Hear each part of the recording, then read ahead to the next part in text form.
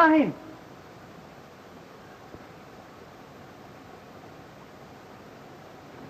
What is it, sir? Oh. Oh. Why, it's Mr. Robbins, sir. Fine. Young Sperling was here with him this morning. See if he's still around. Well, I called the district attorney. Yes, sir.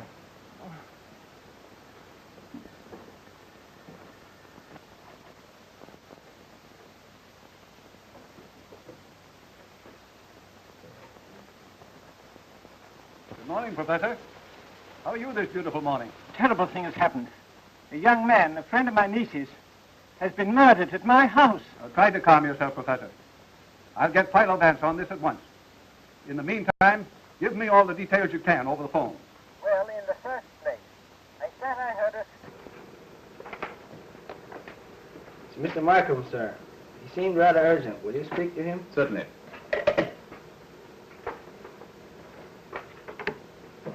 I say, old fellow, don't you ever sleep? There's been a murder committed, Philo, at the home of Professor Dillard. Professor Dillard? That interests me, Markham. Lead on. A man named Robin was killed with a bow and arrow. Robin? Killed with an arrow? Oh, my dear fellow, confess. You've been on a wild chase with Mother Goose. No, that's the story. A fairy tale in terms of blood, eh? All right, Markham. I'll meet you there in half an hour. Dark suit, dark hat, dark tie, and bring me some more hot coffee. Very good, sir. Yama, look on my reference shelf. Bring me Dr. Elmer's book on archery, the home book of verse, and a German dictionary. Very good, sir. Yeah.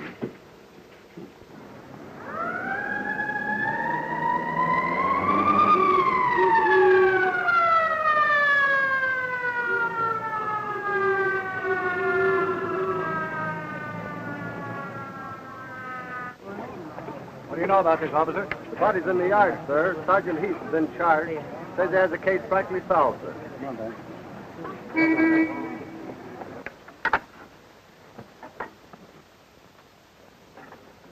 They converted this old garden into an archery range. Oh, yes. Mr. Lott is quite an enthusiast in archery. I think you'll find this very convenient. Good morning, Heath. Good morning, sir. Hello, Mr. Vance. Morning, Nice to see you, sir. Oh, sorry they troubled you, Mr. Markham. It's an open and shut case. Why, I've got it practically solved right now. First-degree murder. How nice for you, Sergeant. But as long as I'm here, you don't mind if I take a little look around, do you? No, go as far as you like. Thank you, Sergeant. Oh, see here, Mr. Markham.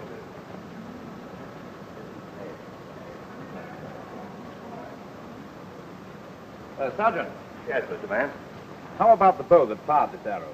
Well, that was our one best bet. But one of the servants picked it up in the alley here and carried it into the archery room and gummed up the fingerprints. What have you done about Sperling? Oh, we got his address. He lives up Westchester way. A couple of my men are bringing him here now. Very good. Oh, officer, Yes, sir. would you mind illustrating a point for us? Not at all, sir. Now, when I touch you with my stick, I want you to fall over backwards as if you've been hit in the heart with an arrow. Yes, sir. Now stand just where you are. That'll do. Thank you. Ready? Yes,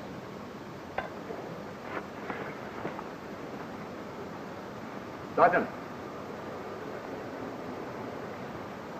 you will notice that the first instinct of a man shot in a vital organ is to draw in his arm towards the wound.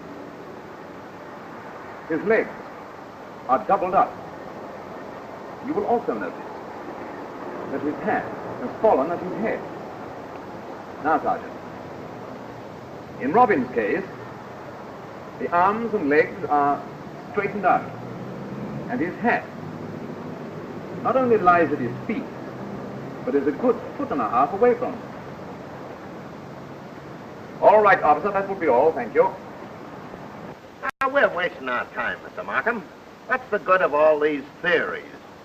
Sperling's the boy we want, and when my men bring him in, the case will be closed. Why, Sperling was probably in love with the Dillard girl. Had a scrap with Robin, grabs a bow and arrow, follows Robin outside, shoots him through the heart, and beats it. Sergeant, you're much too trusting for this deceitful world. If everything happened as neatly as that, life would be very simple and very dull. Yes, but Philo... Now, wait a minute, Markham. Don't ignore the fact that Robin was facing the arrow and therefore would have had time to cover himself. Oh, by Jove, I've overlooked something. When a man is stabbed in the heart, there is almost sure to be an immediate flow of blood, especially when the tip of the weapon is larger than the shaft.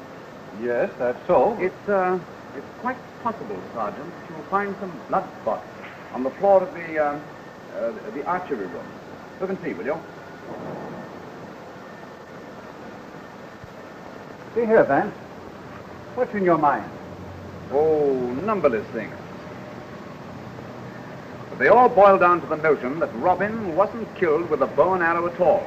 Hang it all, Mr. Vance, you had the dope all right. There's a dark stain on the cement floor, and the coroner here says it's human blood. Good morning, Doctor. Good morning. Doctor. Hey, you fellas must have an arrangement with these people.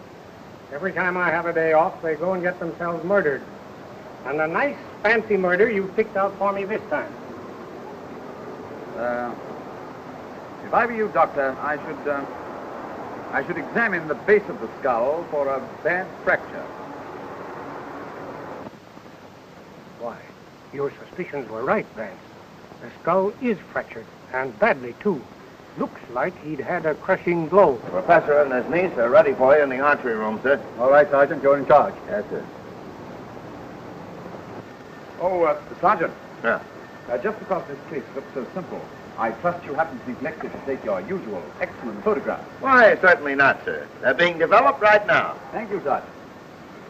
Hey, come on, you guys. What's the matter? Get busy and take these pictures. What's the idea? You just spending the day here or something?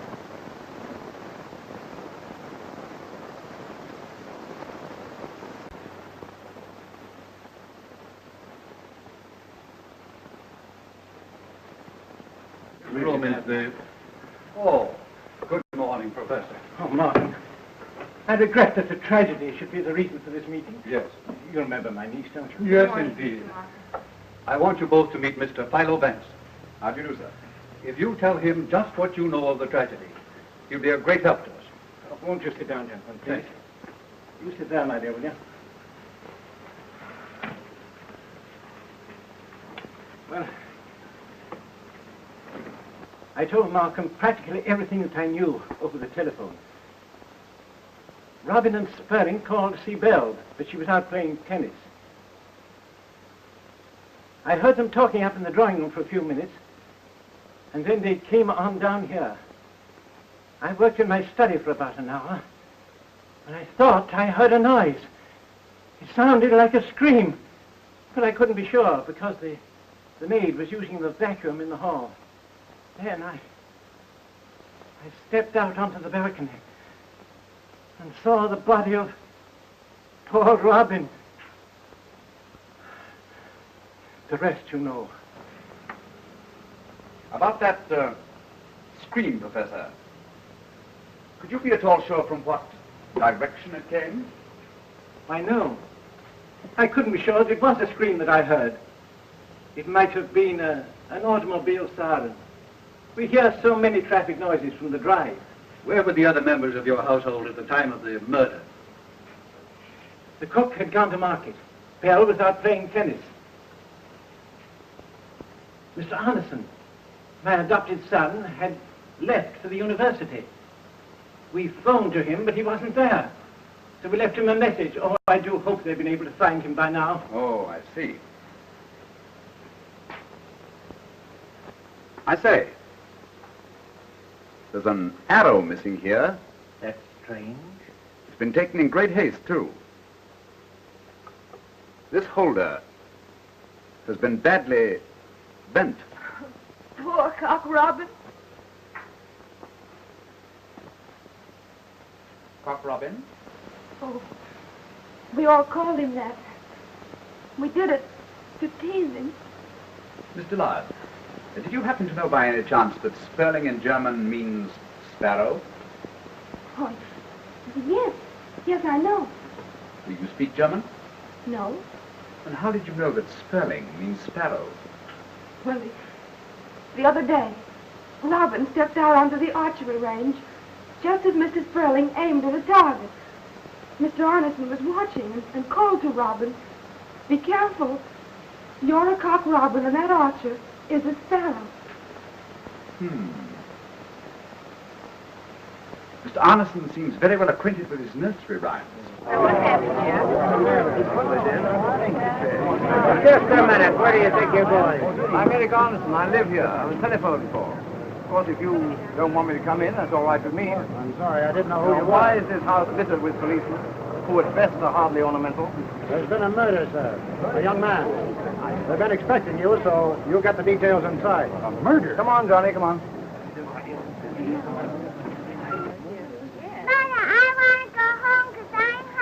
Hush, dear. Mother's busy. There is Mr. Arneson now. Eric! I'm so glad you're here. Robin's been killed. Robin? Cock Robin. Well, his name was against him, wasn't it? Oh, please, don't be cynical now. For my sake. I'm sorry, darling. And Johnny. Oh, I know how hard this is for you, Johnny. What great pals you and Robin were. Why, I can't believe it. Hello, Markham. Good morning. Morning, Doctor. Mr. Vance, Mr. Arneson. Morning, sir. How do you do? This is John Sprigg, one of my students. Oh, yes. Robin was the best friend I had in the world. And I'm going to find the man who murdered him. Taking death tragically is one of the weaknesses of youth. So we have a real murder mystery, have we? Might I be entrusted with the details? Well, where were Robin and Sperling when you left? Downstairs in the archery room. Is that so? Well, did you overhear anything they said? I don't listen at keyholes. Well, little bright eyes, they ought to erect a statue to you for being the first woman who don't. Was there anybody else in the archery room when you left this morning? I thought I heard Mr. Drucker, but he sneaks in and out at all hours of the day and night. Well, now we're getting somewhere. I wish you'd tell me all about this case and let me work it out along scientific lines. Is it a bargain? Of course, we couldn't very well promise to tell everything. It might be indiscreet. Wait a minute. Wait a minute, Markham. I really don't see any reason why Mr. Arneson shouldn't apply his scientific knowledge to this crime. I'm quite sure he can be depended upon. Oh, I'm very dependable. Well, Vance, if you think... Mr. Arneson, the first thing you can do to help us is to tell us something about the Druckers. We're going to interview them next. Well, Miss Drucker is a little, peculiar. Oh, perfectly harmless. She thinks the sun rises and sets in her brother. If I were you, I'd take Miss Dillard along with you when you go to question her. Miss Drucker likes her. Oh, yes. That's a very good suggestion, Arneson. Oh, Bill, darling, look, these gentlemen are going to interview the Druckers now, and I said you go along with them. It'd make it easier for Miss Drucker. Why, yes, sir. And now, if you can spare me for a while, I have some lecture notes I ought to edit. Certainly, Mr. Arneson.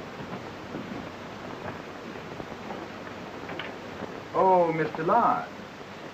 Yes? How good an archer is Mr. Drucker?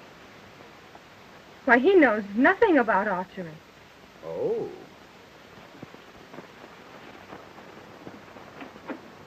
Mr. Drucker is hardly the type to be interested in archery. When you see him, Vance, you'll understand. Tell me, Miss Dillard, is Miss Drucker an invalid? No, not exactly. You see, one day when they were children, she let her brother fall. He injured his spine and became a cripple. And from that day on, her entire life was ruined. Well, it affected her so deeply that she hasn't been able to leave her room since. Where is Miss Drucker's room located? Her room is the one with the bay window. She sits there a great deal and watches us at archery practice. You know, Uncle says her condition is a sort of insanity of tenderness. Does Mr. Drucker reciprocate his sister's tenderness? Well, please don't judge Mr. Drucker too harshly. He's had so much to bear, but we know him well and are fond of him. Yes.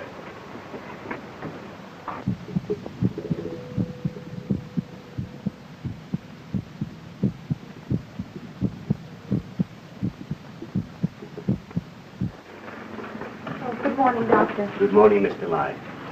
Mr. Vance? Yes. I'm Dr. Van Pelt. Good morning, Doctor.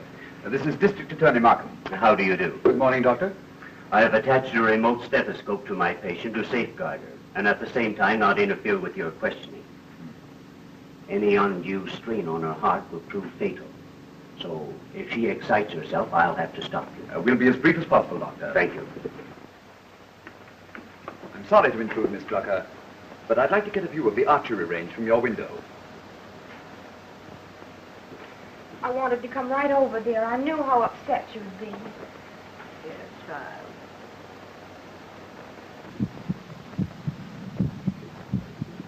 Miss Drucker, as your window has such a clear view of the archery range, we hoped you might be able to help us. No. I saw no one. I haven't looked out of my window all day. It's most unfortunate. Had you looked out of your window this morning, you might have seen who killed Mr. Robin. With a bow and arrow. An arrow through the robin's breast. That seems perfectly natural, doesn't it? Is your brother at home, Miss Drucker? My brother? What do you want with him? Then now don't distress yourself, please. We only thought that perhaps your brother might have seen someone on the archery range this morning. He saw no one. He couldn't have seen anyone because he wasn't here. He went out early this morning, and he hasn't returned. Oh, but dear, Adolf was at our house this morning. He came to see Eric. No. Adolf went away somewhere, downtown. He wasn't anywhere near your house. I know he wasn't. Why, I should have known it.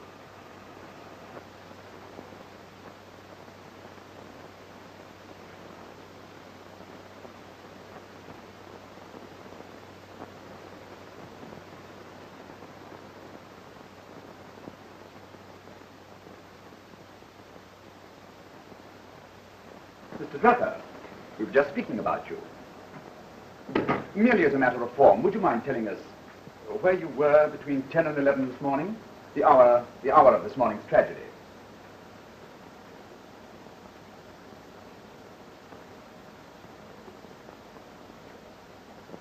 Between 10 and 11. Yes, Mr. Drucker.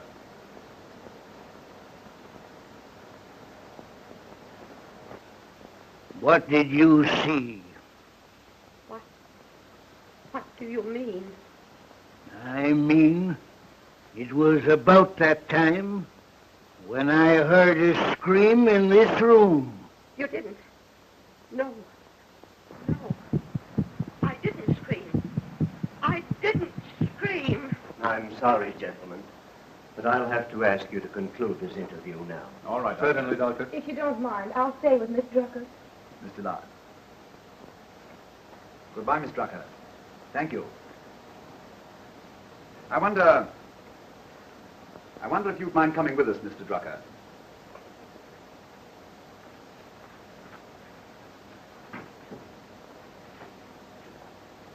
Don't go with them, Adolf. Don't go. They're the enemy. They mean to hurt you. Adolf!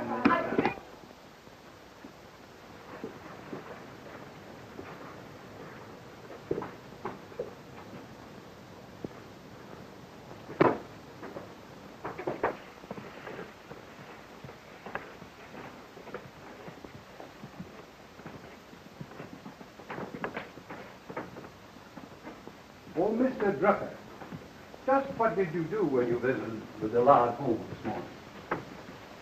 I went down in the archery room and glanced over the magazines.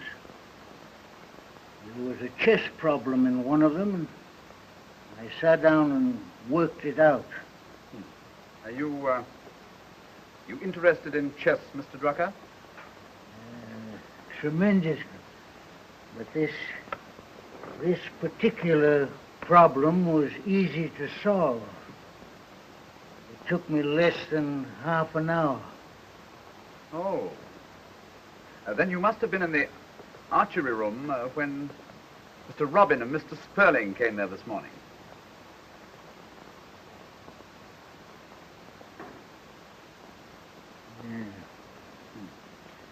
Were you under the impression, Mr. Drucker, that they'd been quarreling? Now that you mention it, there did seem to be a coolness between them, but I left the room almost immediately after they entered. Anyhow, you're quite sure that you heard your sister scream at the hour of the murder this morning? What are you driving at? I tell you, I heard her scream. I don't care whether she admits it or not.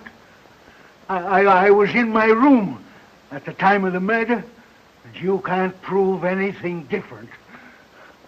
What has her scream got to do with the murder anyway? Didn't she tell you she saw nothing? All right, Mr. Drucker. That will be all for the present, thank you.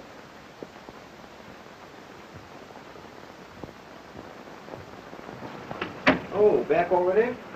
This is Mr. John Pardee, the famous chess player. How do you do, Mr. Pardee? These gentlemen are Mr. Markham, the district attorney, and Mr. Philo Vance. I trust I'm not intruding, but I perceived that something unusual had happened here. It occurred to me I might be of some service. Occurred? My dear Pardee, I've no doubt you were hanging out of the window all morning, panting with curiosity. May I be permitted to see Professor Dillard? Professor Dillard's had a very hard morning. Certainly, Mr. Pardee. I think you'll find him upstairs. Oh, thank you, thank you. Oh, Mr. Pardee. Yeah? How good a chess player is Mr. Drucker? Why, he isn't really a player at all, though he thinks he is. Of course, he has some understanding of the theory of the game. Oh, yes.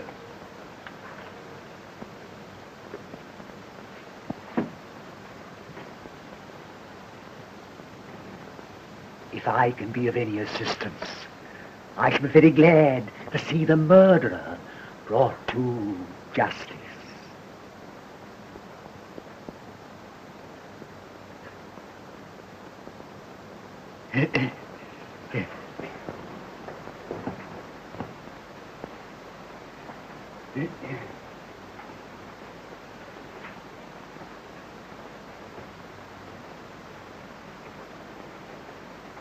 Here's a funny one, sir.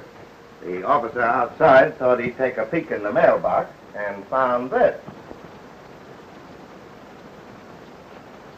Read that.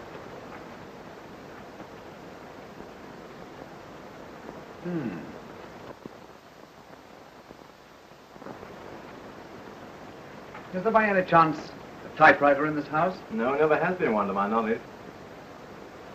Thanks. The bishop. Dear me, I hope the church isn't involved in this mystery. That would be embarrassing. Some crank wrote that note, Mr. Vance. Don't forget, Sergeant. This crank of yours would have to know a good many details.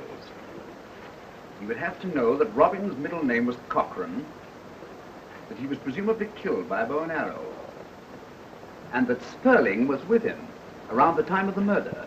Well, that's what I said. Well, you tell that to the sergeant. We got him, Sergeant. He beat it straight home from here and was packing up when we walked in on him. Said he was going on a weekend trip. Well, young fella, thought you'd get away, did you? Oh, you're one of those silent lads, are you? Say, we'll have you talking so much that Lockjaw will look like a case of St. Vitus dance. Shall I send him to headquarters, sir? Perhaps Mr. Sperling won't object to answering a few questions, sir. Mr. Sperling, what time did you leave here this morning? About 10:15. And Mr. Robin? I don't know what time Robin went. Say, look here. What's this all about anyway? Oh, Mr. Robin, was murdered here this morning around 10 o'clock. Robin murdered? Who killed him? We don't know. Yet, he was shot through the heart with an arrow. Mr. Sterling. Would you let me see your right hand? No. Easy now, easy. What?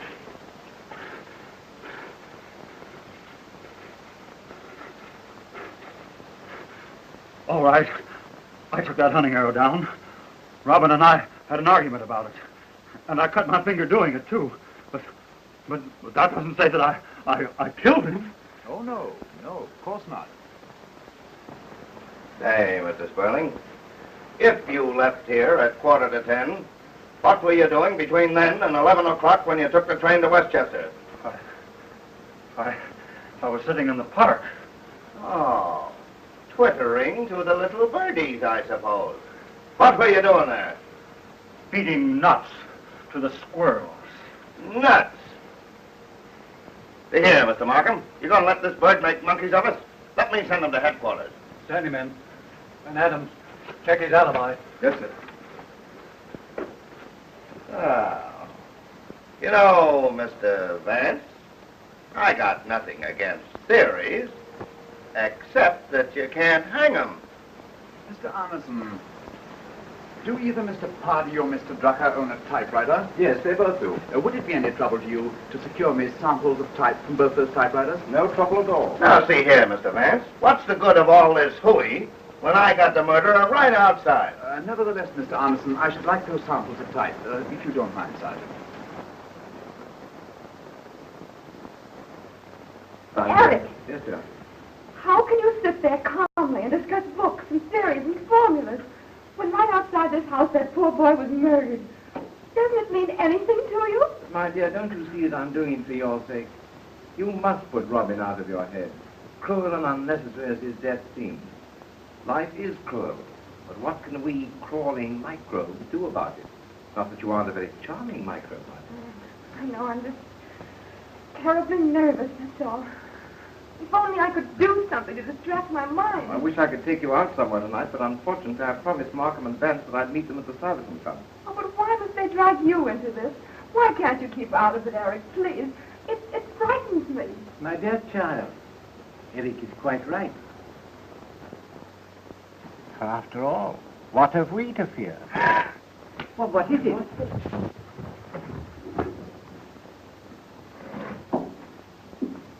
Drucker, what the deuce are you doing out there?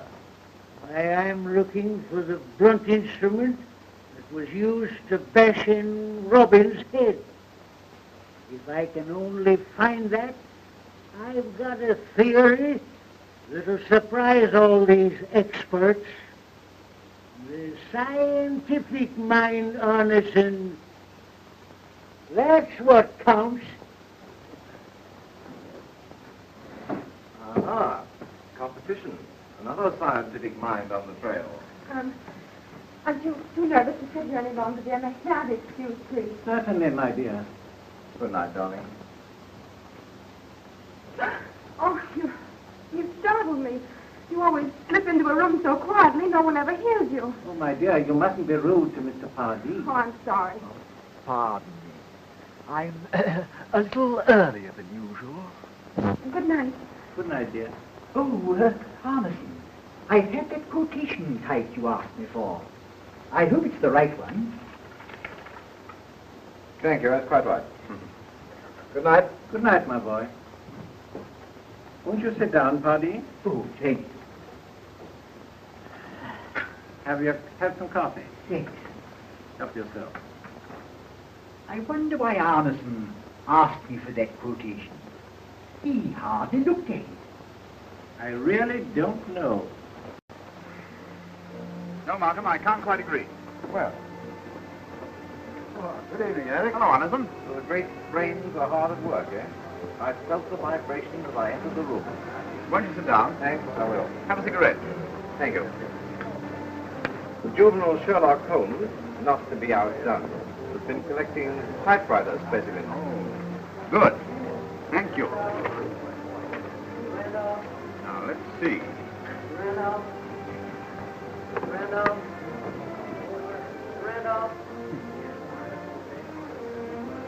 The style of the uppercase G used in the bishop note was changed before either of these typewriters was put on the market.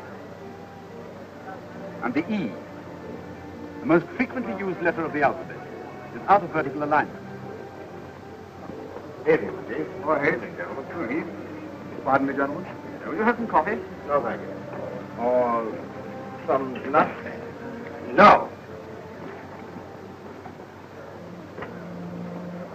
This was received by the World in the last mail. The Herald and the Times got copies, too. See the station number? This was mailed from the neighborhood of the murder. It was also mailed after you put Sperling under arrest. Bishop was afraid the public wouldn't get his joke, so he explained it to the press. Now, the thing to do, to analyze the person with the type of mind would define himself as Bishop. I saw several chess bulletins in the Dillard archery room this morning. A bishop is a very important piece in the chess game. I wonder if that's what it means. No, you're wrong, man. The bishop's signature is undoubtedly the workings of a mind deranged by religious mania. Isn't that your reaction on it? Yes. And no. I can imagine an insane mind would use a chessman or a churchman. Gentlemen, I think we're all wasting our time. There are enough suspicious elements in this case to warrant our making arrests. And I propose to act, not sit here all night and theorize. My dear Markham, the people have invested you with the power of action. But if you insist on plunging in wildly and making reckless decisions, well, you'll have to make them alone. But I shall withdraw from the case. You know, gentlemen, this is no ordinary crime, and we cannot proceed in an ordinary manner. Mark my words. This is not a single murder that we are trying to solve. It is the beginning of a series of murders, ghastly and inhuman.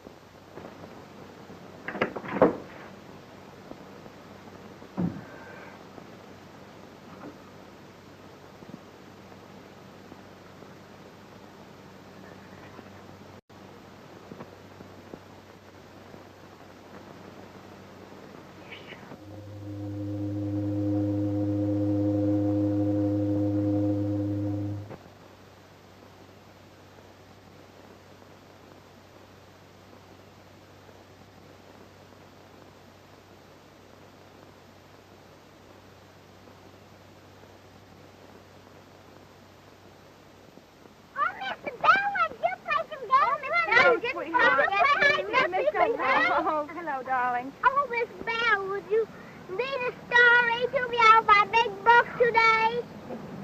Sweetheart, Miss Bell hasn't got much time, darling. Ah, just one. Well, maybe just one little one, huh? Yes. All right. All right.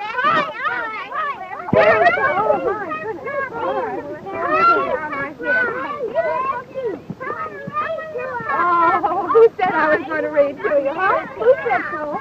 All right, well, fine. That's it. Oh, boy, we want to hear, don't we? Hello, darling. Everybody's here today, huh? Yes, darling. Well, tell me now, what would you like to hear, huh? I'd like to hear Jack and Jill. Oh, all right. I'd like to hear Little Pete Robin.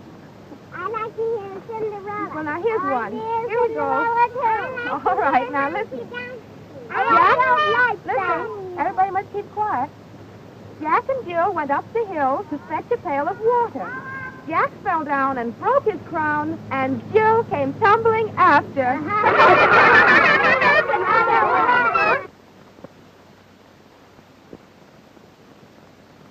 Old King Cole was a merry old soul, and a merry old soul was he. Are you looking for somebody? Mm-hmm. But he'll be here in a minute. He called for his pipe, and he called for his bowl.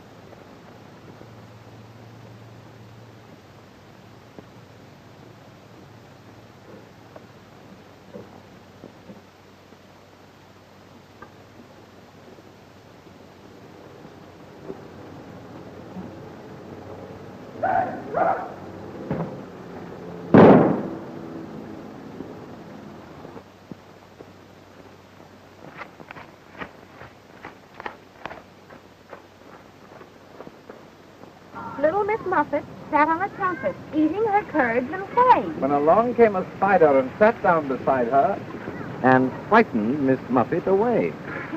Eric, you frightened me. Sorry, darling, I'm just a clumsy brute. Oh, the bell got a bow. Oh, the bell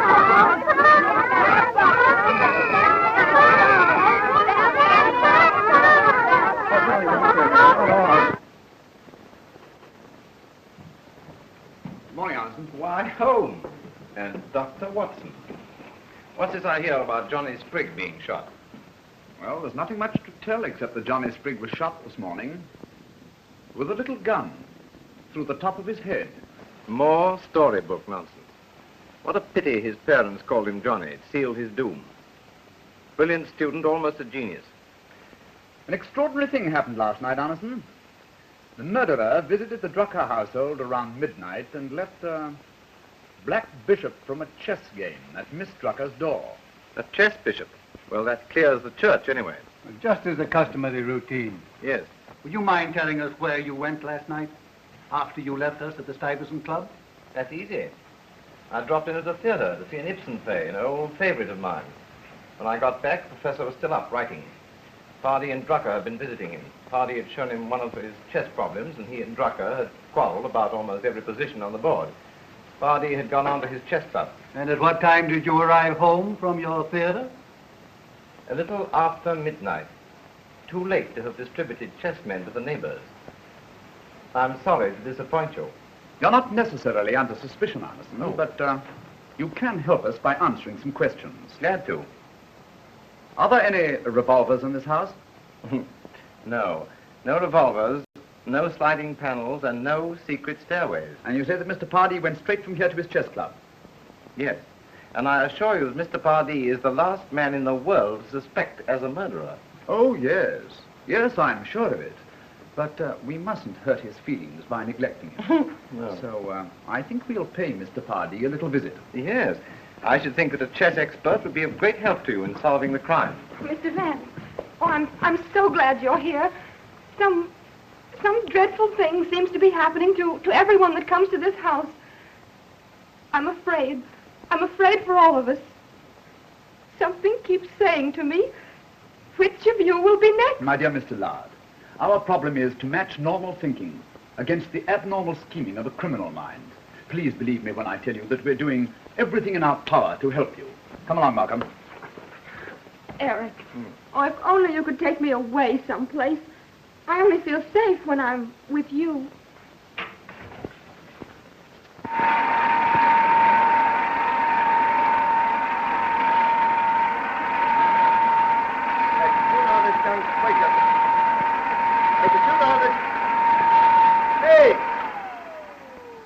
Did you know this young Sprigg that was shot this morning?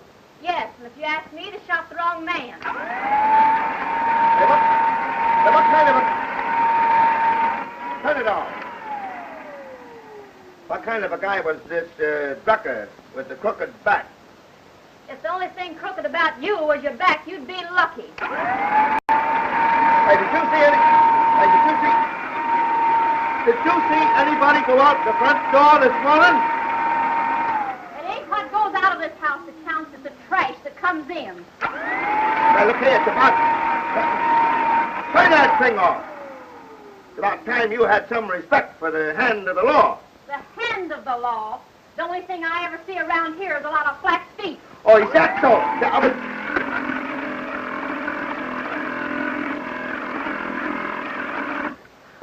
Oh, yeah?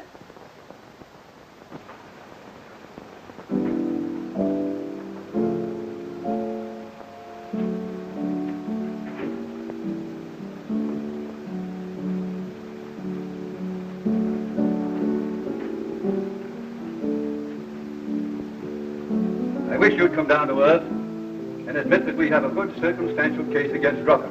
I'm not so sure that we have. Who else could have done it? Sperling's out. His alibi sounded crazy, but it was okay. Feeding nuts to squirrels. And so he was. He left enough peanut shells to have fed an elephant. That's a pretty little thing you're playing, Mr. Vance. One of my favorites. It's the Nutcracker Suite by Tchaikovsky. Oh, Tchaikovsky. Yes. I don't know. You may be right, Markham. But my chief objection to your conclusion is that the case against Drucker is too easy. I wish I had more cases that were too easy.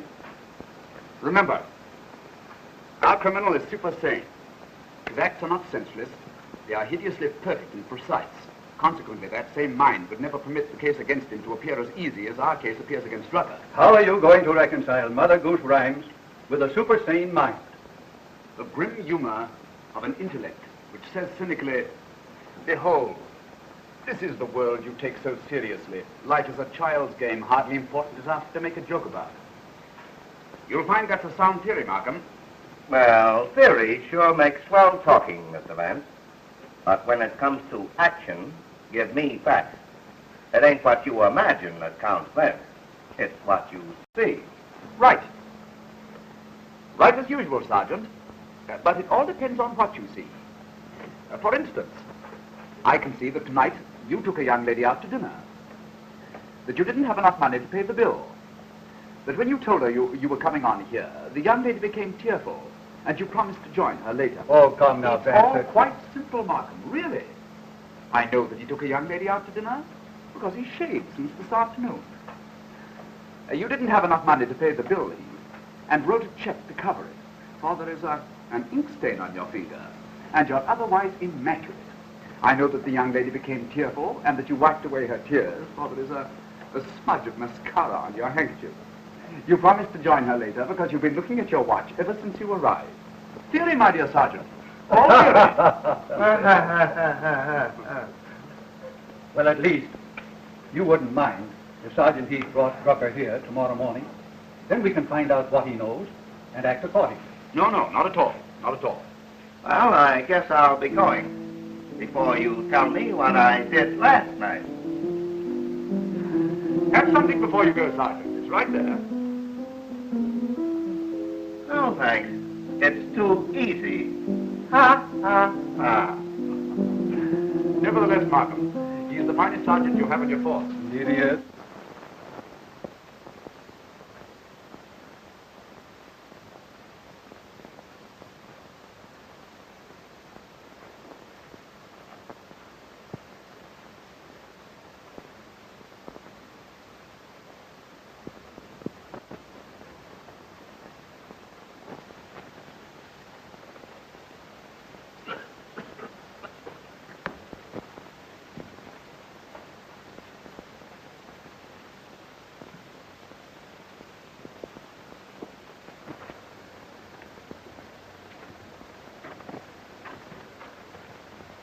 What a terrible fog over the river.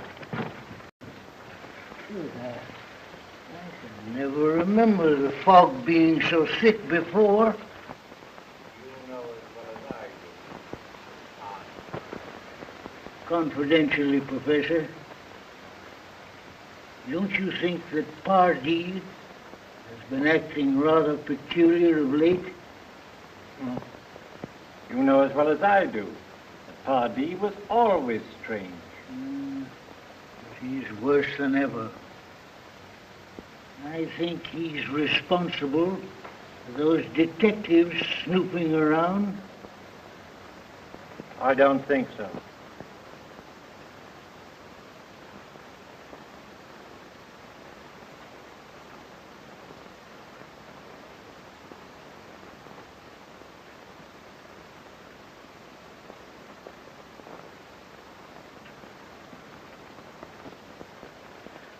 The fog's getting worse.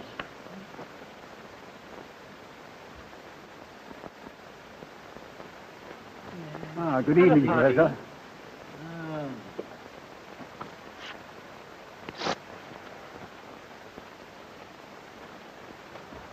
A fine way for a grown-up guy to earn a living, ain't it? Playing around here in the fog. Aren't you neglecting your chess this evening?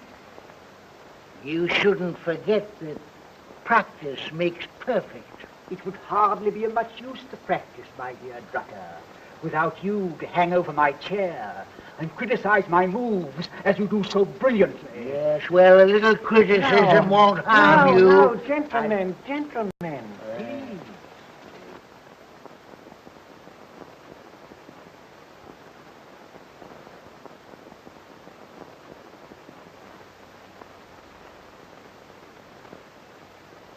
I wish there was some way to be comfortable around here. Those old dodos will stand there and gab all night. I ain't stuck on this kind of a case, you know. If I was picking them, I'd like a nice, snappy love nest. Well, gentlemen, it's getting late. Good night. Good night. Well, the boys are leaving us. I'll pick up my man by getting to the street ahead of him and see him safely off to bye-bye land. I'll pick up Pardee the same way. Right.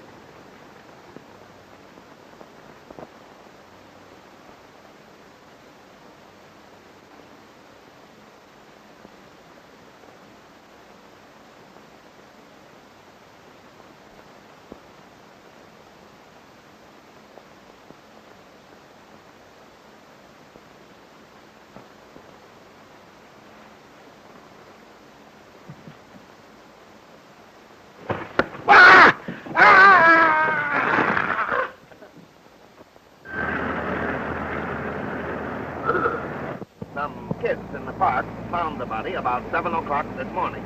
The doctor said he must have fallen off the wall about 10 o'clock last night. Killed instantly. Has Miss Drucker been notified? No, I told him we'd attend to that. Drucker was our principal clue, and he falls off a wall. Falls off a wall? A hunchback falls off a wall. Humpty Dumpty sat on a wall. Another Mad Mother Goose rhyme. Well, I sure gotta hand it to you, Mr. Vance. You're right. Here's another one of these goofy notes. I'm gonna wake up some morning thinking I'm little Bo Peep and start chasing sheep. The world. Humpty Dumpty sat on a wall. Humpty Dumpty had a great fall. All the king's horses and all the king's men cannot put Humpty Dumpty together again. The bishop. Sergeant, did your men trail Pardee and the professor last night? Well, they tried to, but they lost them in the fog. So they went back to the house to wait. Sure enough, the professor shows up in about 10 minutes. But Pardee, he don't show up for nearly half an hour.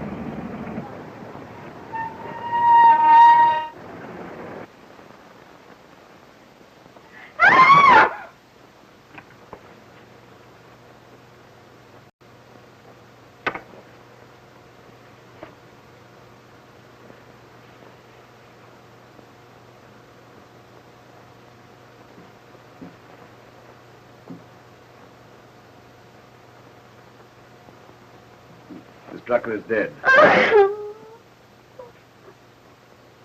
Her poor heart gave out. Some sudden shock.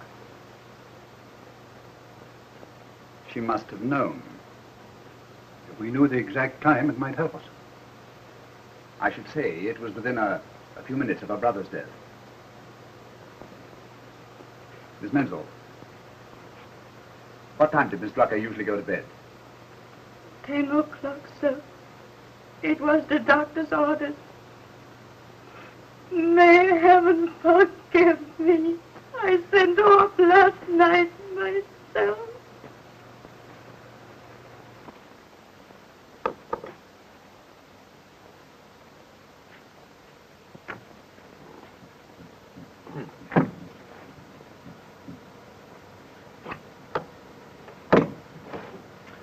I see it all now, Markham.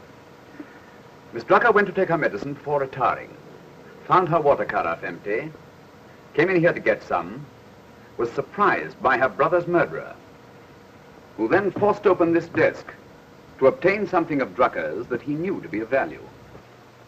That's all, Mrs. Mansell. We'll attend to arrangements here.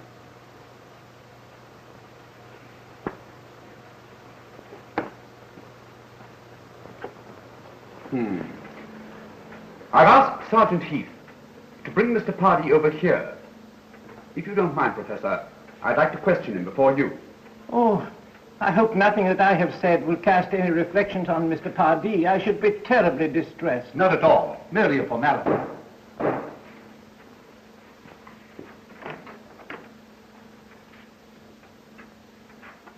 Professor Dillard. Good morning, Mr. Pardee. You have, of course, heard of Mr. Drucker's death. I should like to... Won't you sit down? Thank you. I should like to ask you a few questions. What conversation did you have with Mr. Drucker in the park last night? Right. I went for a stroll in the park, and meeting Professor Dillard and Mr. Drucker, I stopped for a moment, not wishing to appear rude. But Drucker was in a beastly mood, and made so many insulting, sneering remarks that I left. Mr. Pardee, can you explain to me why you arrived home so much later than Professor Dillard, when you both left Mr. Drucker at the same time? I sat down by the 79th Street entrance and smoked a cigarette. Rather a foggy night to sit on a park bench, wasn't it, Mr. Pardee? Anyone see you sitting there? Rather a foggy night to depend on eyewitnesses. Wasn't it, Mr. Vance? Oh, certainly, Mr. Pardee. My mistake. That will be all for the present.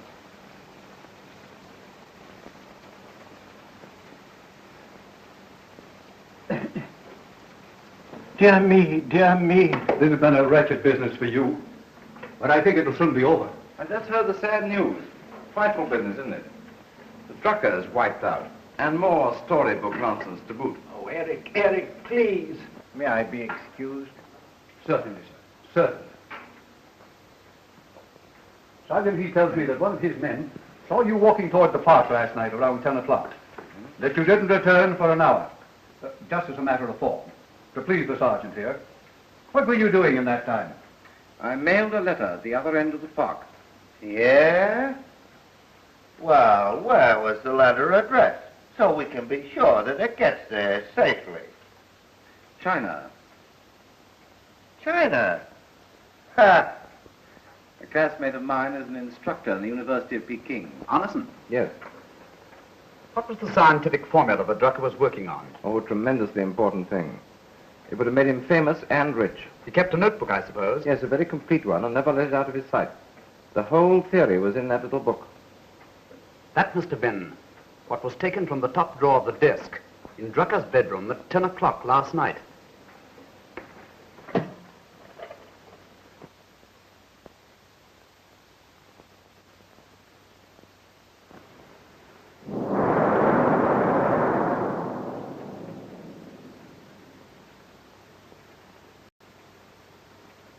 Drucker was always standing behind me, criticizing me, and I hated it. Yet tonight, it seems odd not to have him there.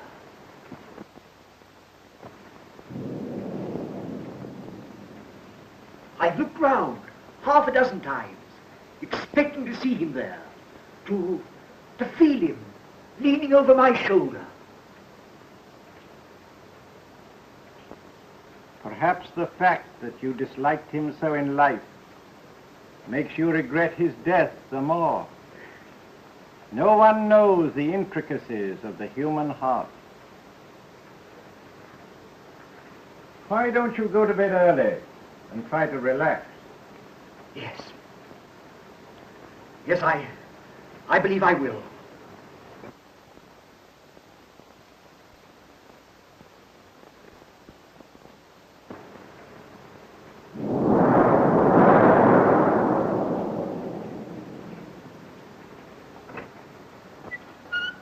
Good night.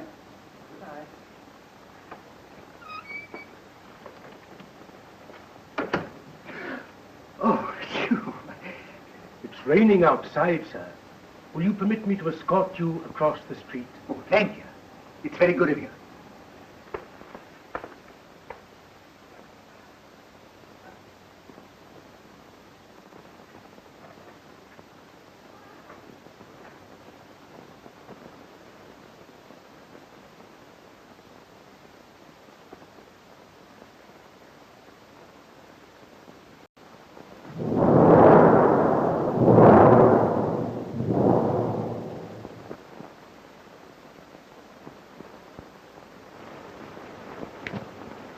Good night, dear. Good night.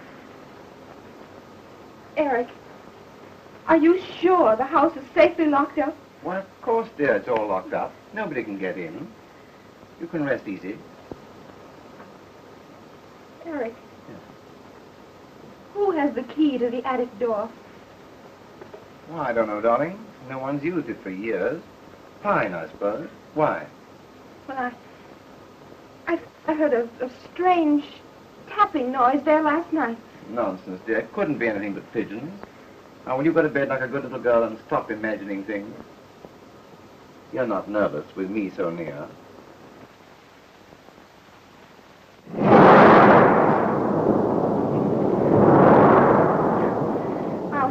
I'll try not to be silly. Good night. Good night, darling.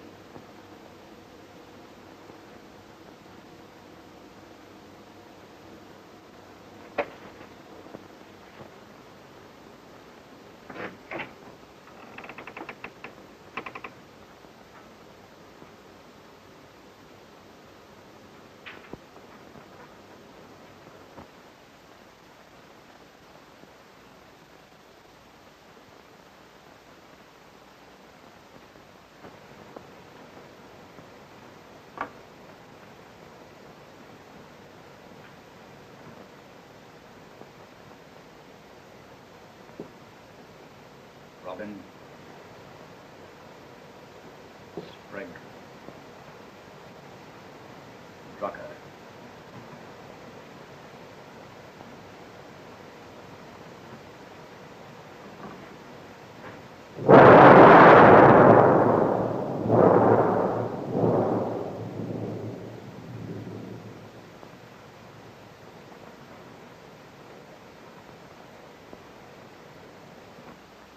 When the gong sounds once, it will be exactly midnight.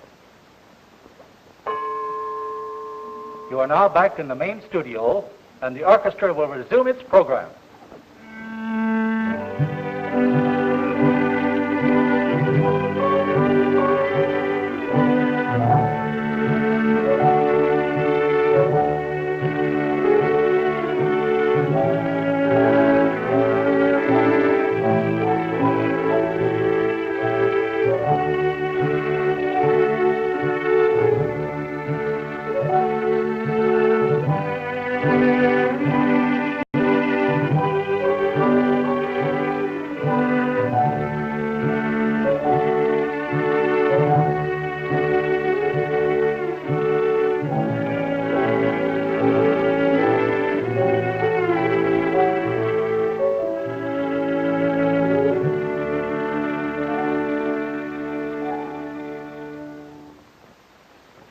Very well, Mr. Marshall. That's all.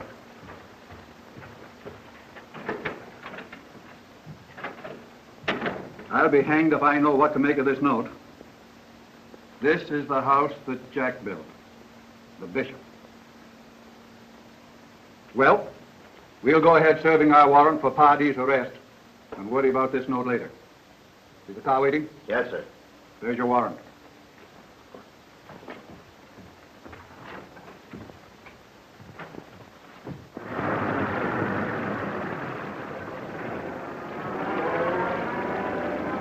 What's wrong, Manning? Mr. Vance is inside, waiting for you. Said he'd explain.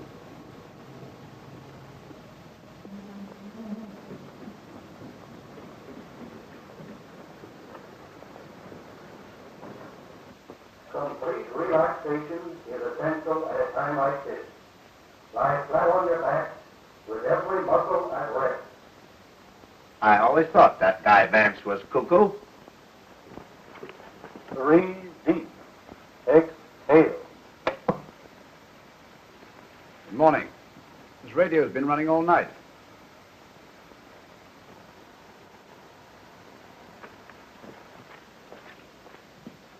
And now, Pardee.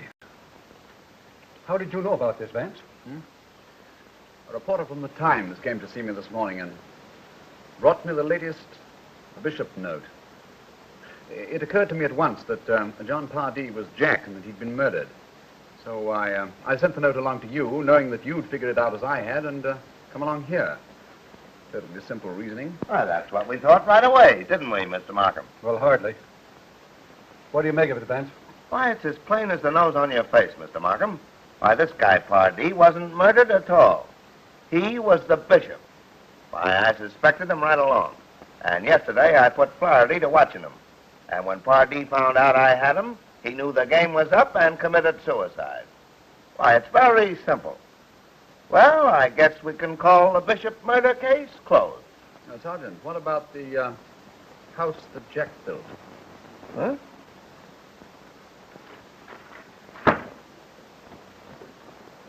See, it collapsed when I barely leaned against the table. And yet, it didn't topple over when Pardee fell across it. Well, what of it? Don't you understand? The house of cards was not built by Pardee, but by the murderer, after Pardee was killed. That's just what I thought.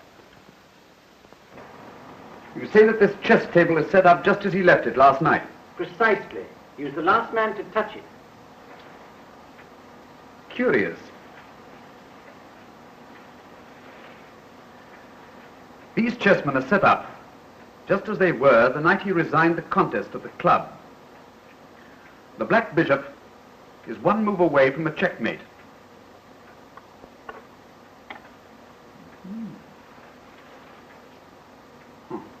Well, we mustn't detain you any longer, Professor. No, he's had a very trying day. I'm sorry Mr. Arneson isn't here tonight. Some of the students are doing an Ibsen play, and you know Arneson's passion for Ibsen. The Pretenders is the play they're doing tonight. Oh, yes. I've just been reading it over again myself. Oh, am I intruding? Good evening. No, my dear, come right in. Mr. Vance and Mr. Markham were just leaving. They've been asking me if I had any opinion to give on this tragic affair. I feel as if we were all living in a dreadful nightmare and couldn't wake up. Mr. Vance, do you, as a student of human nature, share Mr. Arneson's enthusiasm for Ibsen? Well, I've read Ibsen a great deal, and there can be little doubt that he was a genius of a high order, but I think he has his superiors. Well, I know Mr. Arneson would enjoy talking the play over with you. The Pretenders, you know, is his favorite. Well, since you're unable to throw in a new light on this mystifying affair, I think, if you'll pardon us, we ought to be going. Good night, Mr. Lard. Good night, sir. Good night, Professor. Good night, ma'am. Oh, I think I'll stay here for a while, Uncle. I'm too restless to go to bed. Well, my darling, you must remember that when one is young, all wounds heal, and in time are forgotten. Good night, darling. Good night.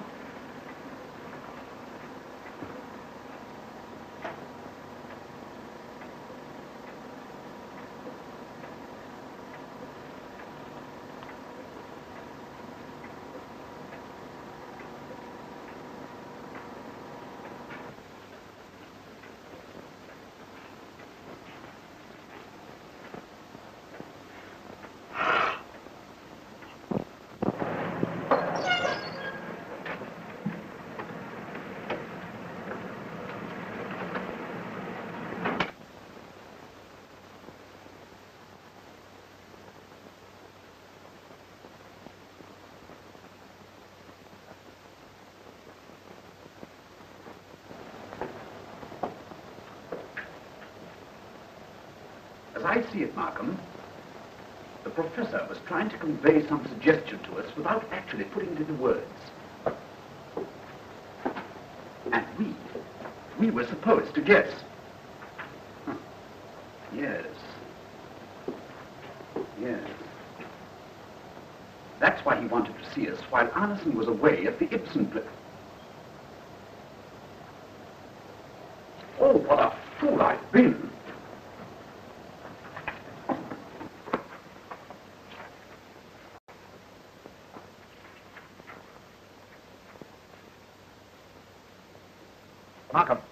Markham, come here, look at this.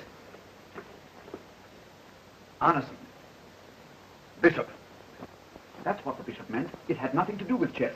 He meant to tell us that Anderson was the bishop. Anderson. We haven't a moment to lose. We've got to get back to that house at once. You're right, Markham.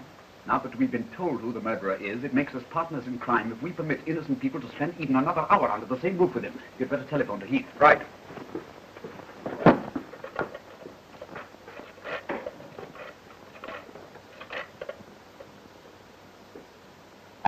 Heath, meet us at the Dillard home at once. Bring a couple of men with you. We'll take my car and go to the park. We'll make good time.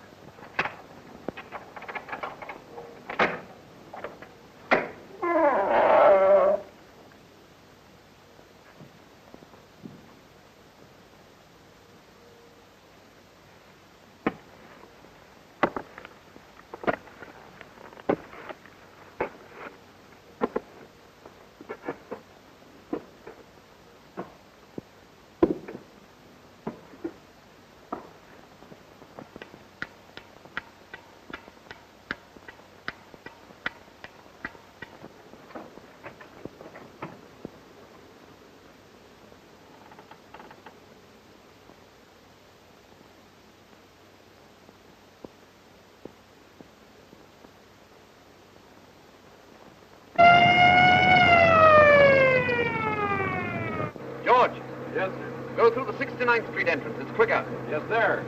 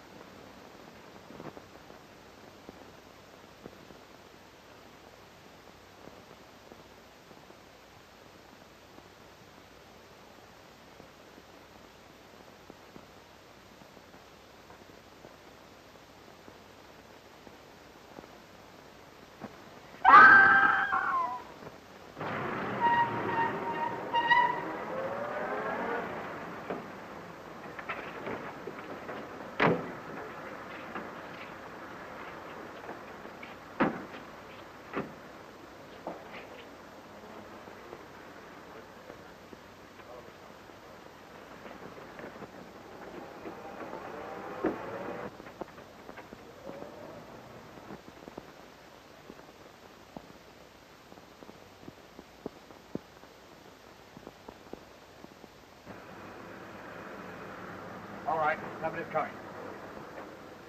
Forgive us, Professor, for breaking in on you like this. Why, what does this mean, gentlemen? We haven't time to explain now. Every moment of delay spells danger. Yes. Come in, gentlemen, come in. Put your hats down there, will you, please? We want to see Mr. Armstrong at once. Fine. Yes, sir. These gentlemen wish to see Mr. Anderson. Go to his room and call him. Yes, sir. Mr. Vance found what was disturbing you. After we left here tonight, he showed me his copy of the Ibsen play you referred to. For days, that play has been on my mind. Poisoning every thought. What does it mean? It means that you have led us to the truth. Professor Dillard, Mr. Arneson is not in his room, sir. Fine. See if Miss Dillard is in her room. Yes, sir. Please. I'm sorry, sir, but it's absolutely necessary. All right, fine.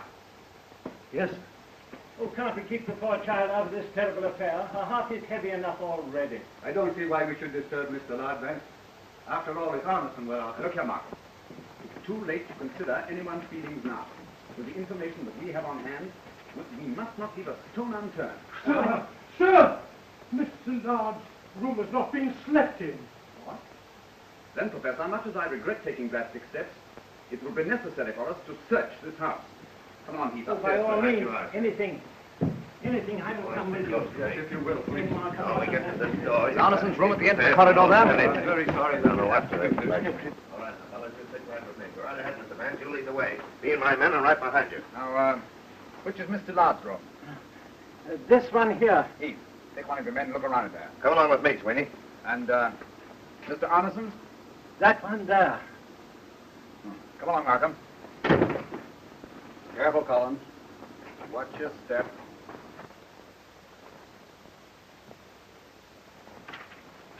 It's nothing but the wind.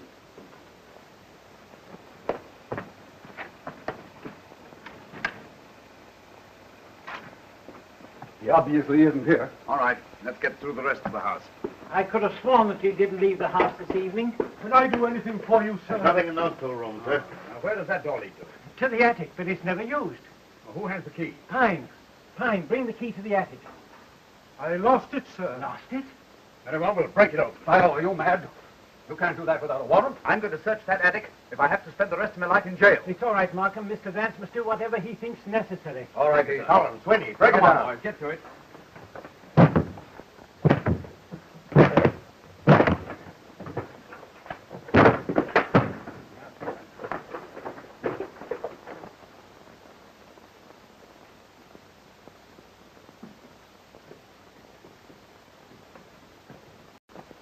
Right.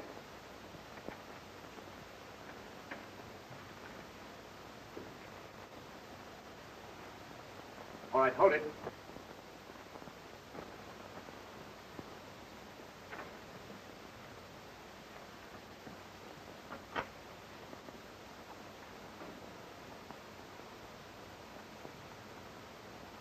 The chimney of this lamp is still warm.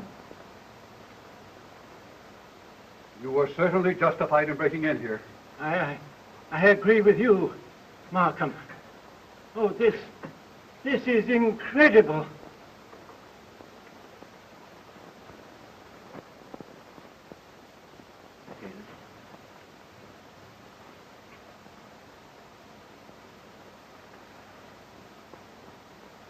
Now, this lamp was put here in order to use the light somewhere in this radius.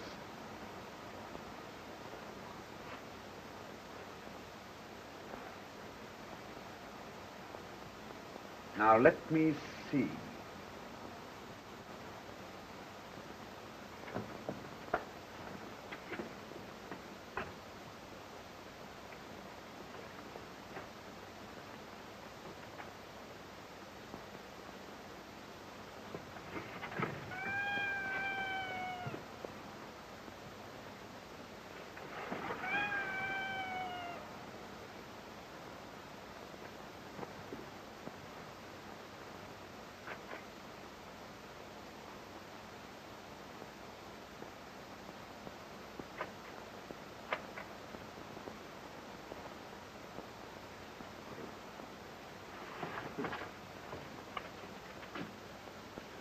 And Arneson told you there never was a typewriter in this house.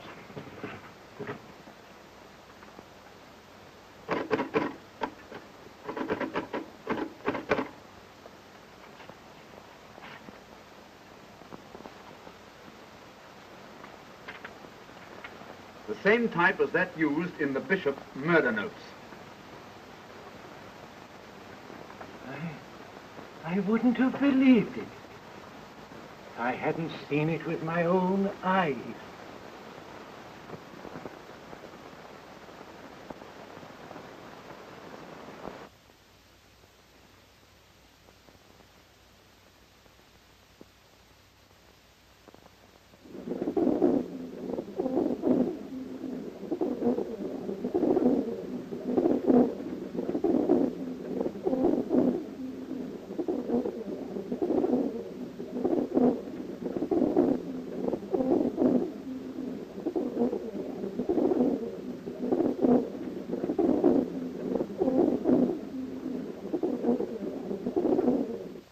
I don't understand, Markham. Well, it seems that something... we can't accomplish anything more now. We'd better go downstairs and wait for Arneson. But my niece, you're not going to abandon the search for her? Why, nothing matters until we find her. And I warn you, if she has come to any harm to Arneson, I shall not be responsible for my actions. Please control yourself, Professor. We all understand how deeply you feel. But we cannot find your niece except through Arneson. Why, he and is... you must control yourself when you see him. And let us handle this in our own way. Oh. Very well. Gentlemen. Take charge of the typewriter, boys. Yes, sir. Sergeant. Yes, sir. No. Yes, sir.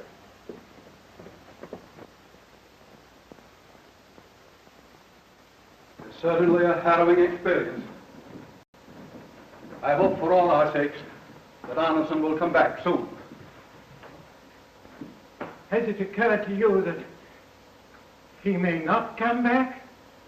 What do you mean? Oh, I have often heard him quote Nietzsche's famous words. One should die proudly when it is no longer possible to live proudly. You mean suicide? If he were convinced that the evidence against him was strong enough.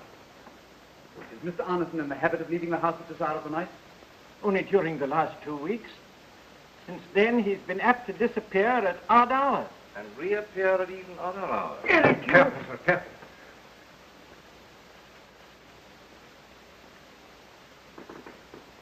You see the words, the bishop, written there? Do you recognize the type, Mr. Arneson?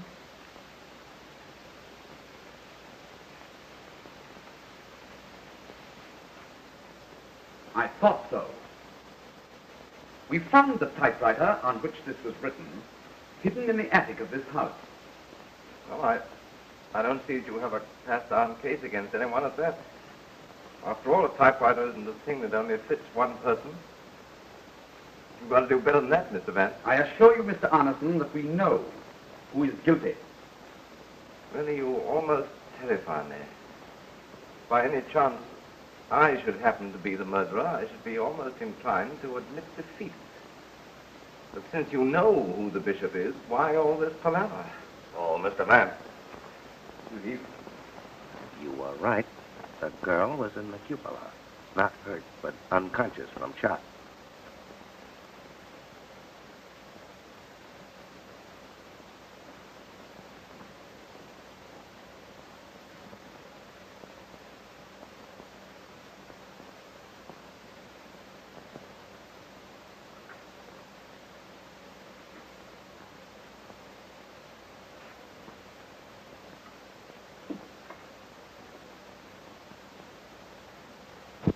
And the worst of it is, Mr. Vance, she don't know who did it. Very good, Sergeant. Yes, sir. Well, Professor, it's been a very tiring night for all of us. And I'm sure we should be most grateful to you if you'd offer us a glass of your excellent port. Oh, why, certainly. I'm not quite myself tonight. Thank you, sir. Markham? Thank you. I hope this horrible business will soon be over, for your sake. You're bearing up wonderfully. You'd put to shame a man half your years. Well? Since when have I been a teetotaler? Help yourself. All right.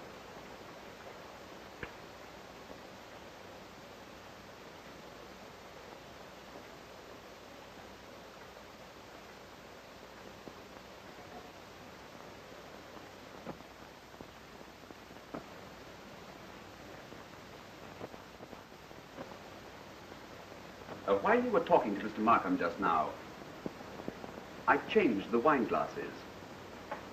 The glass from which you are about to drink is the one you prepared for Mr. Arneson. I trust it makes no difference to you. And what would you say if I told you that we had found your niece, and that in spite of all precautions, she recognized the man who seized her? And I had everything so perfect. It was so easy to keep myself innocent and to throw the guilt from one to another until it struck when I planned it from the beginning on you. You who robbed me of the only things that I lived for. My fame as a scientist. The affections of my niece. The only creature in the whole world that I loved. Now you rob me of the triumph of seeing you sent to the chair. It would have been perfect. Perfect. But for you, fools, idiots, children, all of you, baffled by Mother Goose, 3 blind mice. Vance, don't let him drink it.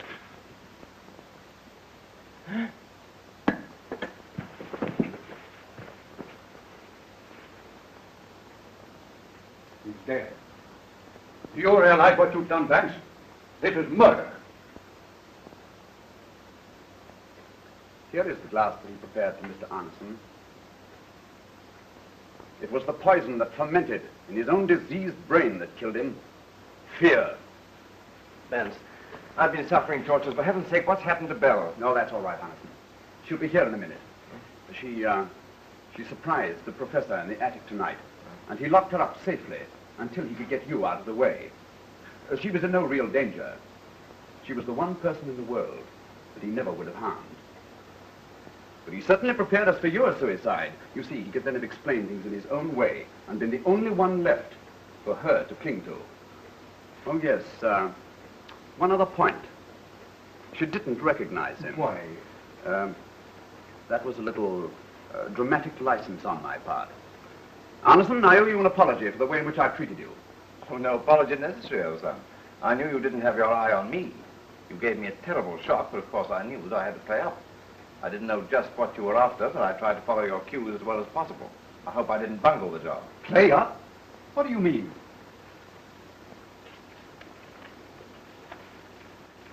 Pretend you are guilty, trust me, and play up.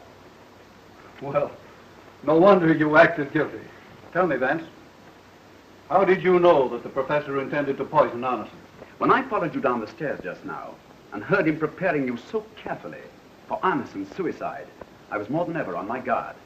I gave him his opportunity by going to Heath at the door and watched him in this. Of course, I knew he hated me. He's been losing his intellectual grip. For months, I've been doing all his work for him, and he loathed me for it. Then, too, he felt that I was robbing him of Belle. But what diabolic hatred to kill 4 men in order to send me to the electric chair. Well, the 4 were not intentional, Arneson. He meant to hang only the Robin murder on you. But something went wrong. You had an alibi that he didn't reckon on. Sprigg was the next. That seemed to him the perfect crime. He was your pupil and close friend, and everything went off just as he had planned it.